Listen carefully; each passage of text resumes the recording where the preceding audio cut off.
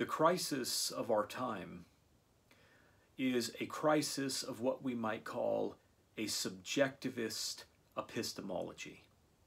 It goes like this. Any information that contradicts what I feel to be true, makes me feel uncomfortable, or requires me to think must be false. Any information that contradicts what I feel to be true, or makes me feel uncomfortable, or requires me to think must automatically be false. What's happening is that individuals are contrasting information, evidence, reason. They're pitting it against their own feelings of what is true, against their own experience of reality.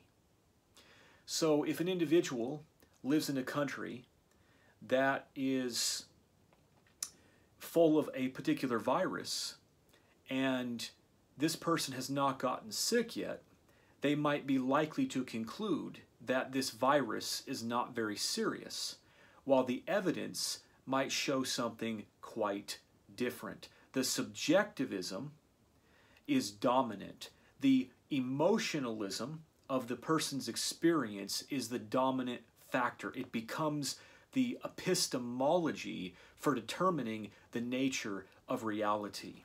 So the crisis that we are facing in society is not a crisis of global warming. It's not a crisis of viruses.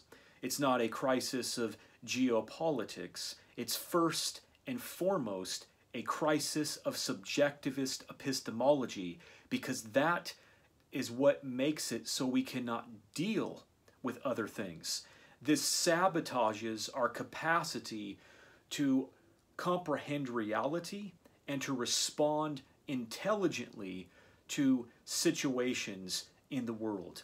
When we delineate on the basis of our own feelings, on the basis of our own experience, on the basis of our own convictions, and we are always contrasting those convictions with the evidence, the information, or the reasons that come across our path and contradict those convictions, we are then trying to shape reality.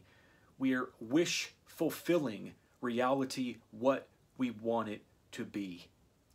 We are trying to assume reality, project reality, what we want it to be. If the information is uncomfortable, we do not want it, so we bring our subjectivist epistemology to bear as an authority to give us the kind of conclusion we want, or to dismiss the information we don't like, to dismiss the evidence we don't like, to repudiate the rationality that we find distasteful. We don't want to live in reality.